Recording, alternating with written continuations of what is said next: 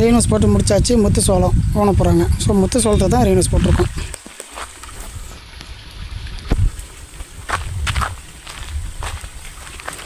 இது பார்த்திங்கன்னா இந்த மாதிரி தான் போட்டிருக்கோம். 2 இன்ச்சு பைப்பில் 4 இன்ச்சு பைப் வருது அடியில்.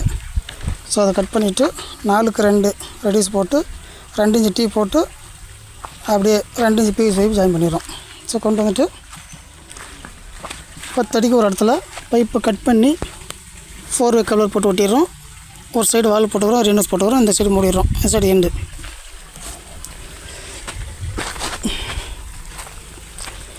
ரெயின்வாஷோட நீளம் பார்த்திங்கன்னா 180 அடி. ஒரு டைமில் 7 லைன் பாயுது. 10 அடிக்கு ஒரு லைனு, 180 அடி ரெயின்வாஷோட நீளம், 7 லைன் ஒரு டைமில் பாயுது. 1 2 3 4 5 6 7.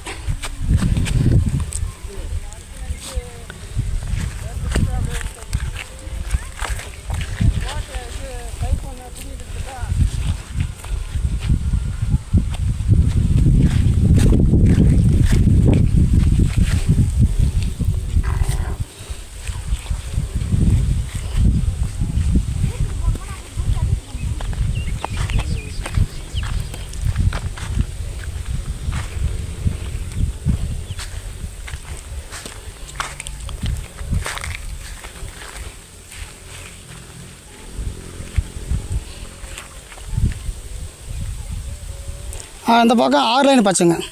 நான் இருக்க ரொம்ப நீளம் போயிடும். அந்த பக்கம் 7 லைன், இந்த பக்கம் 6 லைன் அப்படி பாய்ச்சுங்க. அப்படி பாய்ச்சினா தான் அது கரெக்டாக பாயும். பாருங்கள் இவ்வளோ லென்த்துக்கு எவ்வளோ அழகாக ஃபோர்ஸ் வருது பாருங்கள்.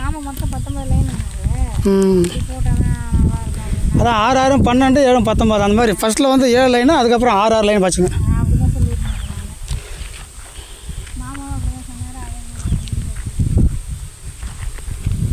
எப்படி அடிக்குது பாருங்கள். இந்த அளவு அகலத்தில். ஆமாம் அந்த மாதிரி இருக்கணும். இல்லை உங்கள் காடு. உங்கள் காடு இது வரைக்கும் தான் இருக்கும். இப்போ அது பாருங்கள் ஓசு திரும்பி இருக்குது. இது தெரியுதுங்களா? அது வரைக்கும் தண்ணி அடிக்குது. அதுக்கு அண்டாண்டா கீழே ஊற்றிட்டுதப்போ ஓசு திரும்பி இருக்குது. மண்ணில் தண்ணி வர்றது இப்படி திருப்பிடணும். திருப்பினா தான் தண்ணி வரும். இப்போ இதில் வருது பார்த்தீங்களா? அதில் வரல.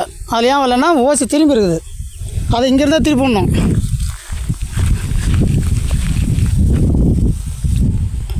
இங்கேருந்து இப்போ திருப்பிட்டு போங்க. தண்ணி நின்றதுக்கப்புறமா அப்படியே திருப்பி போகணும். இதுவும் அந்த மாதிரி தான் 2-3 இடத்துல திருப்பிடுது. அந்த ஓசை திரும்பிடுது, இந்த ஓசை திரும்பிடுது, இந்த ஓசை திரும்பிடுது. அவர் தான் எல்லாமே அந்த பக்கம் மட்டும்தான் கரெக்டாக வந்துச்சு. இந்த பக்கம் எல்லாமே மாறிடுச்சு. லென்த் அதிகமாக போல சுருட்டிடுச்சு காற்றுல. அதுதான் நான் சொன்னது. இங்கே நின்றுக்கிட்டு அப்படியே இழுத்துகிட்டே போய்ட்டு விட்டோம்னா கரெக்டாக அப்படியே உட்காந்துக்கும்.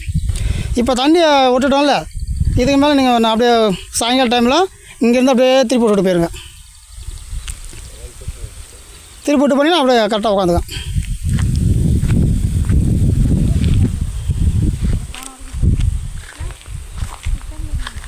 சரி இப்போ எதுக்கு நிறுத்துறதுக்கு போதும். ஏன்னா இல்லை அதெல்லாம் வந்துடும். எது தான் இவ்வளோ தான் சேம் இவ்வளோ தான் இது. ஏன்னா இப்போ சோளம் ஒன்றுமே வண்டி தான் இருக்கும். அப்போ இது மூடுங்க. அப்படியே இதை அப்படியே மூடிடுங்க.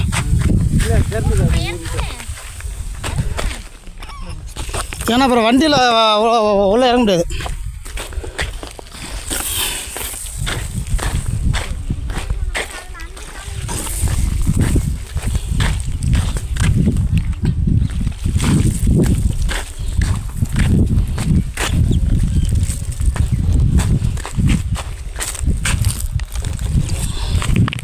அதை ஃபுல்லாக மூடிடுங்க.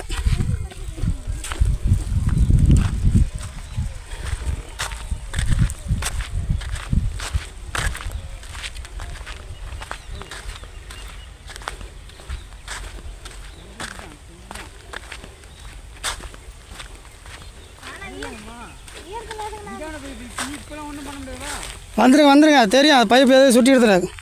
சாயங்காலமாக பார்த்துங்க. 1 2 3 4 5 6 7 10. ஓகே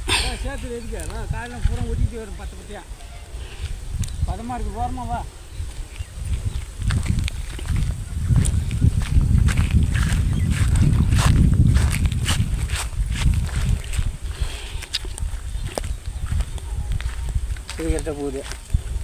இது ஏன்னா நீங்கள் இப்போ சரி பண்ணதில்ல, அதால் இது இந்த பக்கம் பிரச்சனை இல்லை. இடையில தான் ஒரு 2-3 லைன் மாறிடுச்சு.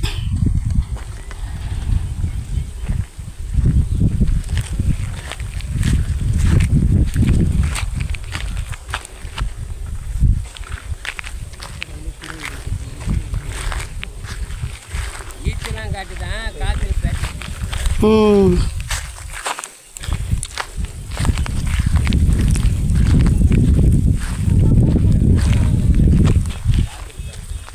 பெருமாட்டெல்லாம் நம்பிக்கை எந்த நாள் வேணால் வேப்பங்க வெட்டா ராஞ்சன் கேட்டான்னு சொல்லிடலாம்.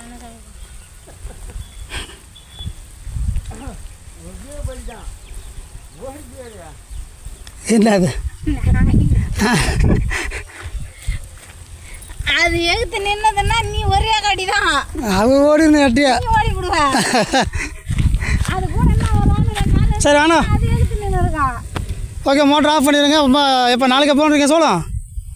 சாயங்காலம் இப்போ போனோம்னா மிஷின் எடுத்துருந்தா ஆ போட்டோம்னா நாளைக்கு இன்றைக்கி எடுத்துகிட்டு வர டைம் கணக்கு தானே நாளைக்கு கொண்டு போய் கொடுக்கணும். அப்படித்தானம்மா இன்னைக்கு அனுப்பு அப்போ எடுத்துகிட்டு வந்து போட்டோம். நான் ஓடிட்டு இருக்கேன். அப்புறம் என்ன பண்ணுறேன்? சோளத்தை போட்டு விட்டு தண்ணி பாய்ச்சி விட்ருங்க.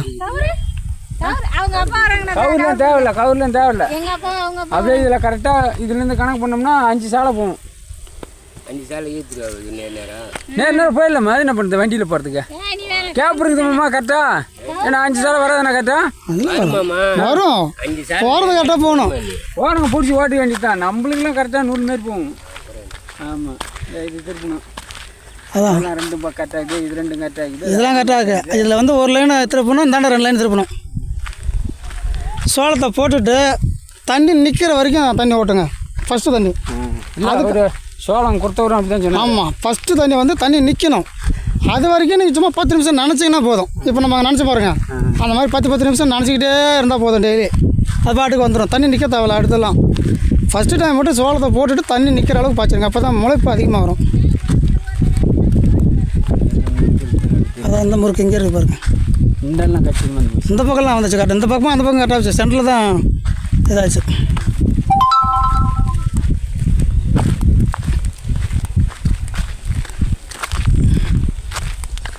இது தானே சொன்னேன். இது மட்டும் போகிற மாதிரி இருந்தால் அப்படி எவ்வளோ வரும்னு கேட்டவங்க.